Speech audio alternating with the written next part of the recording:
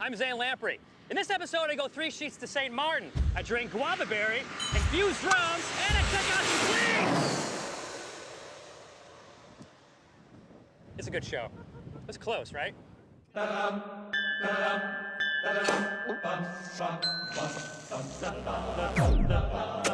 Every night, in every city around the world, it happens.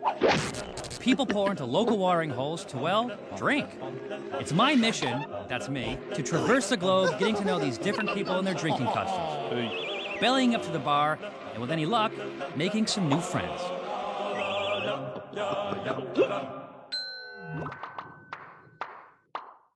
Warning!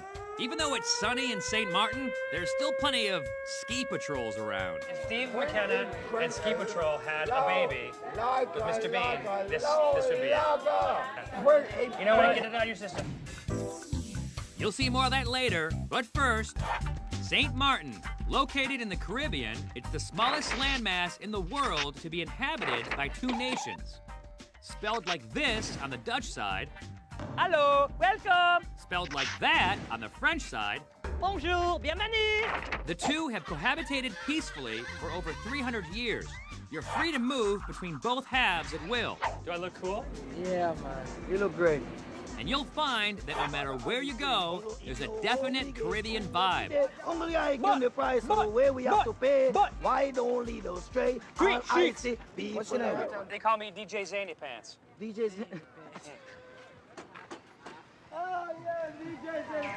I plan on getting the most out of the island vibe by hitting both sides, which raises an interesting question.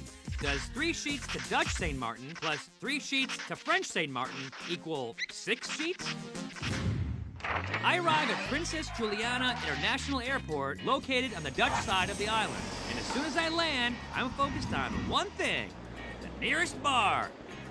And it just so happens that there's one at the front of the airstrip. This is the view from the Sunset Bar on Sunset Beach. Sunset Beach Bar? I don't know. And you can see the planes come in like this. The bar is called Sunset Beach Bar, but the main draw around here isn't the sunsets or the beach. It's the flight schedule. So American Airlines 220, these have all come in. So this should be this is American Airlines from Miami at 220. It's late, but whatever, who's keeping score? Me? The arriving flights blow you away. Wow. And when the planes are taking off, they fire up a mean enough jet wash to make standing in one place difficult. Here you go! Come on!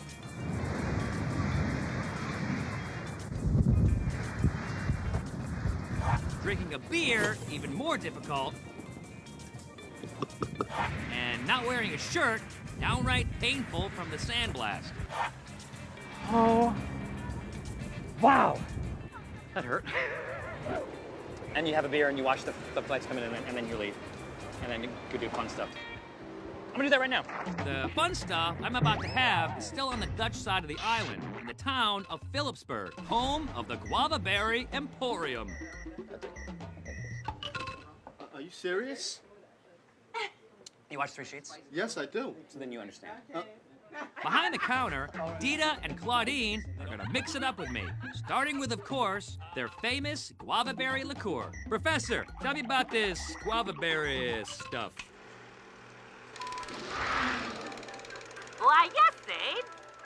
Guava berry trees grow native throughout the Caribbean, yielding small fruits often used to make jams and liqueurs. The guava berry liqueur you're sampling consists of locally grown guava berries, which are steeped and aged in rum. And with the help of an expert mixologist, filtered and tweaked with sugar and water, yielding a 70-proof spirit with a tropical twist. Look, Zane, I saw a monkey. Drink! All right, Professor, I'll drink. But after tossing it back, my hostesses point out that people don't usually drink it straight. And when we have special occasions, we also serve it in champagne. Oh, this is not a special occasion, me being here? Yes, it is. You guys didn't break out the champagne or anything. I mean, well, a little uncomfortable, isn't it? To assuage my hurt feelings, Claudine offers me another drink. You can make a fresh colada? Yeah, we're gonna make a fresh colada. More specifically, a guava berry colada, which includes guava berry liqueur, some coconut cream, pineapple juice, and that's it. Actually, that's not quite it. Oh, what's this? More guava berry. Make it a little bit stronger. A little bit stronger. In the spirit of the fufu drink, I propose an added touch. Can I float it? Oh, you can float it. We do that all the time. How it tastes? Have to be good. It have to be good. Yummy. When I drink sort of sugary drinks like this, Pinky out. have You to. think this thing Have is- to. Yeah, I know. What if I just had pure guava berry? You grab it. Like a man. You know? I did not prep her. It's a fact. It's an international fact. While guava berries are the star of the show here, This is awesome, man. Guava berry. they also make a bunch of other liqueurs. I need more. What's next? There's passion fruit, Wow. lime, spice, mango, and almond. I don't know how we do this. Me? How I do what? Tasting like that. Tasting or drinking? Whatever you want to call it. Okay. Oh. As for the next little number they whip out, Is the love potion. This is to boost up your love life. She gives me passion fruit, and you give me love potion number 9. Well, you see, the thing with it Flooding is this. you If the passion fruit didn't do it all, this will. she's not kidding. This stuff is a serious aphrodisiac in these parts. What's gonna happen to me? Oh, this is going to make your life so wonderful. So great. This is. You ever heard about Viagra? No, I mean I've heard of it. Well, I can tell you it does the same work. It does the same thing. And even better. Wow, we gotta find out more about this. Love potion number 9 derives its provocative qualities from an infusion of hard bark from a tree called bois bandé, which literally means erection wood in Creole. The drink is noted for tasting slightly spicy and woody. So next time you're in St. Martin and feeling a little thirsty, ask yourself, do you have wood? To good health Cheers. and good love. Yeah. Good heavens. What happens from here on in? It's not your business. Woo! While we're on the subject of suggestive innuendo, You're not gonna park your dinghy in my dock tonight. this bar is called the Dinghy Dock. That's Kara. She and her husband own it. And its location on Oyster Pond is the perfect place to bridge the drinking gap between Dutch and French St. Martin. When you walk to the bathrooms, you're on land, so you're on the French side. Okay. But we're on the water, so that means we're on Dutch land because we're on the water. So your drinks are served from the Dutch side, and all of your excrement goes to the French side. Yeah. That's a pretty good deal. Speaking of borders, how did the Dutch and the French come up with the line that this place straddles? Legend has it that back in the 1600s, they planted a French guy and a Dutch guy on one side of the island and sent them walking in opposite directions until they met on the other side. Then they drew a line between the 2 points. The legend also states that the reason the French guy covered more ground and got more land is because he was drinking wine during the walk, which they say is much lighter than the heavy beer that the Dutch guy was downing during his walk. But the whole French-Dutch thing isn't actually why I'm here. All right. The main purpose of my visit is to capitalize on this place's killer happy hour. Wow, that was awesome. Coming up, I find out why this bar may actually have the best happy hour ever encountered on 3 Sheets. Continue until you feel like you might be sick the next morning. Right now, I'm on the island of St. Martin in a bar called the Dinghy Dock. This place is renowned for having a killer happy hour. And judging from the clientele, I believe the rumors. Hey, Ski Patrol. If Steve McKenna and Ski Patrol had a baby with Mr. Bean, this would be it. You know what? That would not be right, Steve McKenna. I gotta call you Ski Patrol. You're Ski Patrol. It's all right. Get it out of your system. Good. Done? Well, maybe not. Oops. Wipe your beard on my shoulder. But I'm gonna try to maintain my focus on my mission anyway. So, how do we get this rocking and rolling? Simon? Simon, you're up, buddy. All right, down to business. Notice he doesn't pour my drink? That's because during happy hour, it's up to the customer to decide how strong it is. Start with that, and you continue until you feel like you might be sick the next morning. But that's not the only cost-saving advantage to drinking here. Here Roughly? you can get a pint for $4. Yeah. Or €4 because it's 1 for 1. So, how much is this? That's $2 or euros, whatever you choose. Oh, to you pay. go 1 to 1. Yeah. That's right! Here at the Dingy Dock, the US dollar and the euro are 1 to 1, meaning your American dollar buys you just as much as a European, euro. And since the dollar is currently worth a fraction of a euro, drinking with dollars makes for a big buzz and an even bigger savings. And in celebration of the plummeting value of the American dollar, Simon the bartender joins us for a swig of beer. Drink.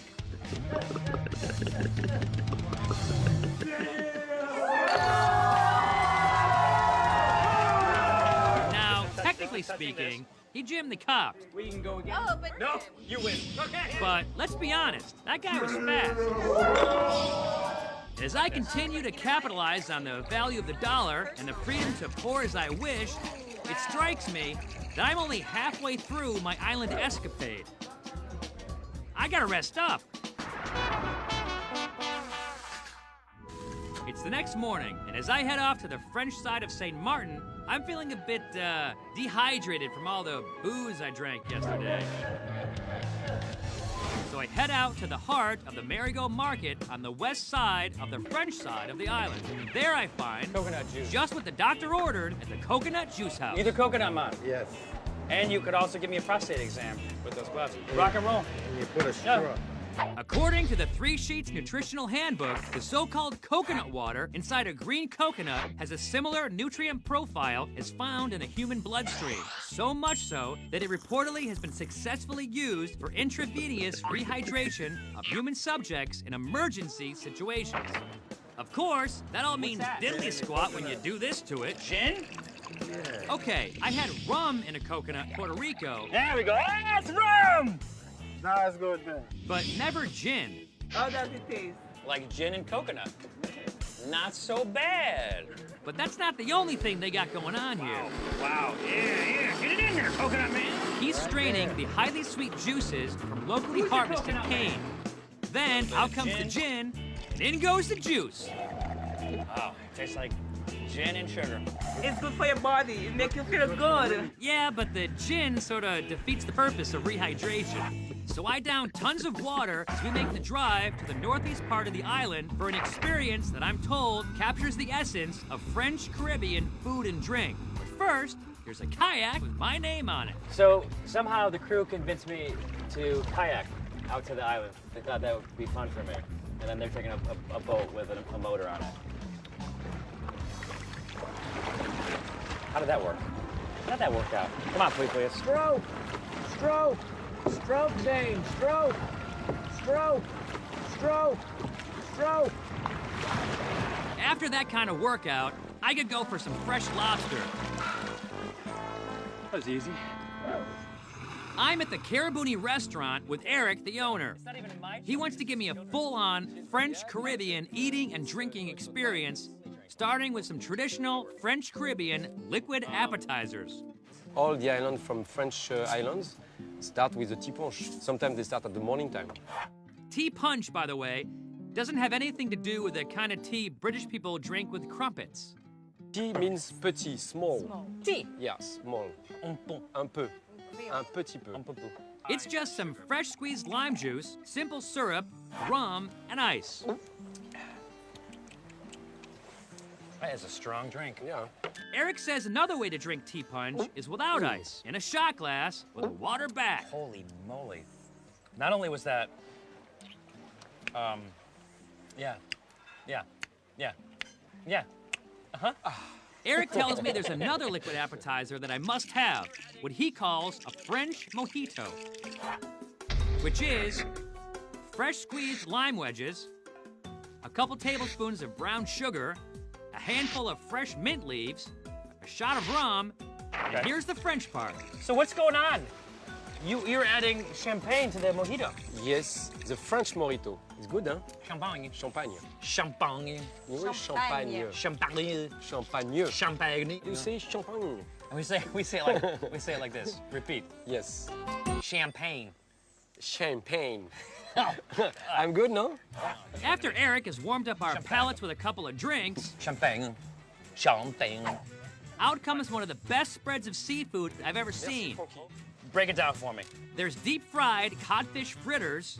I'm on a diet. I'm trying to lose weight. Yes, that's perfect. Perfect. It's very Light. light. It's almost like 0 calories. Oh, zero. This is it's like celery. Something like that. Fresh shrimp imported from Madagascar. You grill it. Yeah.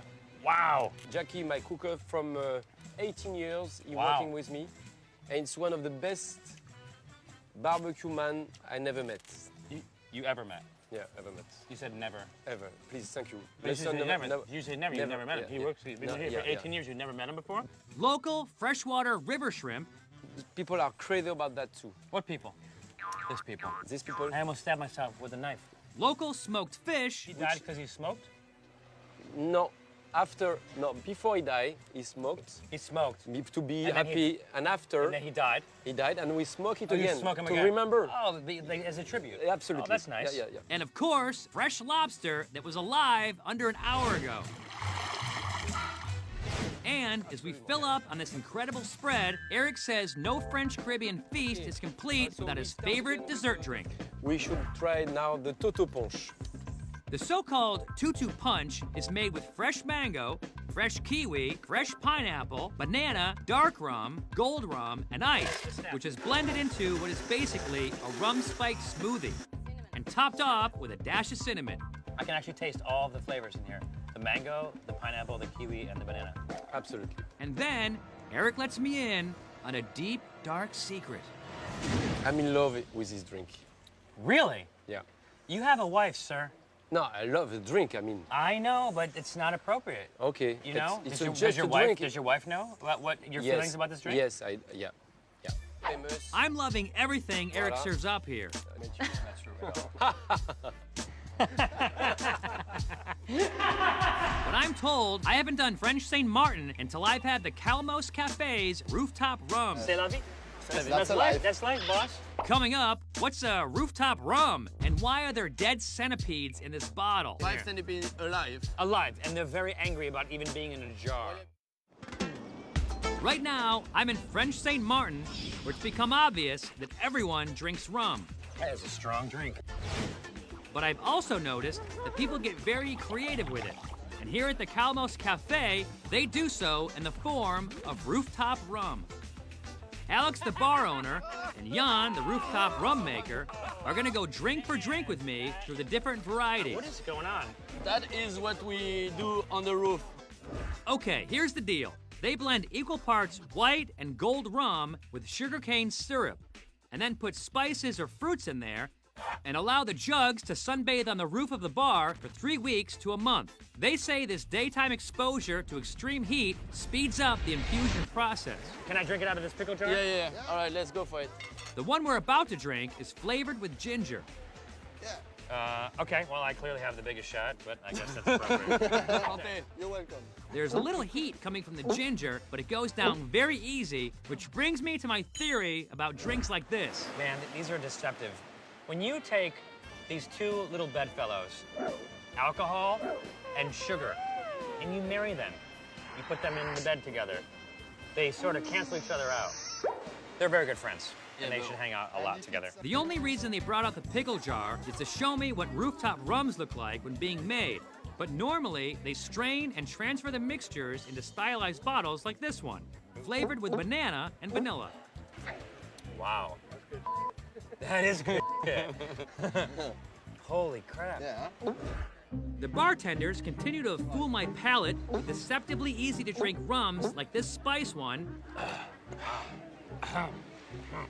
this mango one, and this pineapple one. But then they whip out their signature Calmos Cafe secret recipe rum. Take it. Easy. Oh my lord. I don't know if it's fufu. I don't know if this is a gentleman drink. I don't know if this is the man hand. It is not fufu at all. You don't have to go like that. Now the question, can I guess the ingredients? I can tell you what's in there, Okay, what is it? but you don't want me to say it. Okay. No. Do I? Okay, good. Can I know? Yeah. It's like It's like with a coconut cream. Sorry, folks at home, I'm sworn to secrecy. But little do I know that the bartenders have been keeping another secret from me. Yup, I drank Viper rum in Belize. Oh my God. Snake penis wine in Taipei. And this lovely sampling of critter-laden liquor in Saigon. But this is my first centipede booze. This is an insect. Is that it? Yeah. No, is it? It's. I think it is. I think it's don't an know insect. exactly. I think it's in the insect family. Actually, according to the 3 Sheets biology manual, an insect is any member of the class Insecta under the subphylum Myriapoda under the phylum Arthropod. And while centipedes are part of the arthropod phylum, they fall under the subphylum Hexapoda in the class of Chilopoda. Phylum? Kingdom? Let's just call it a bottle of rum with some dead bugs in it. You put 5 centipedes in 5 here. centipedes alive. Alive, and they're very angry about even being in a jar. Only because they fight not to get killed, so they drown. And Then you when pour they you pour rum, drown, yeah. they just spit their poison into the rum. You know what they always say? There's nothing like a shot of rum spiked with centipede poison on a hot Caribbean evening. It's not bad enough that it has 5 dead bugs in it, but it has their venom in it as well. And even though we're in French, St. Martin, they don't say santé when drinking this. Bon chance. Bonne chance. Bon chance. Good luck. Thanks. Nice to meet you. Nice to meet you. Bye-bye. Bye.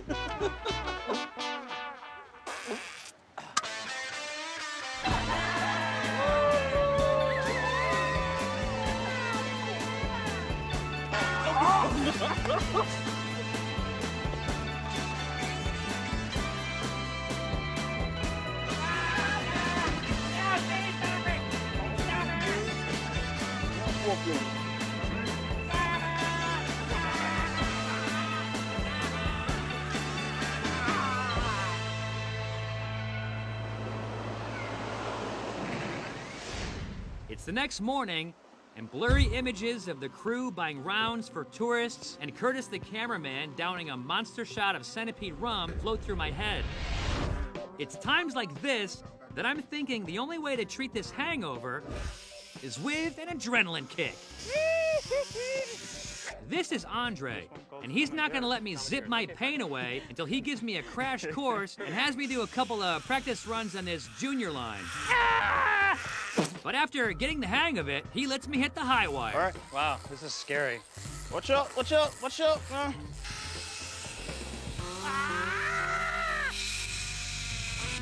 St. Martin. Whether you're on the Dutch side, Cheers. Cheers. And good luck. Yeah. Good heavens. the French side, Champagne. Champagne. Champagne. or face to face with 5 dead bugs and a bottle of rum, Nice to meet you. Bye-bye. Bye. you can always zip line your cares away. Curtis, I can't stop! I can't stop! What is it? He's a man monkey. A man? Is it maybe a man key? Mankey. Okay. Mankey. Okay. Them. Ah, damn, no, I haven't met you yet. Hello, how are you? They're very nice people. Yeah, Many of them right now are watching in their underwear. Ah, You are the best person I've ever interviewed. I find you titillating. Absolutely titillating. So, it's not my hand, it's the puppet's hand.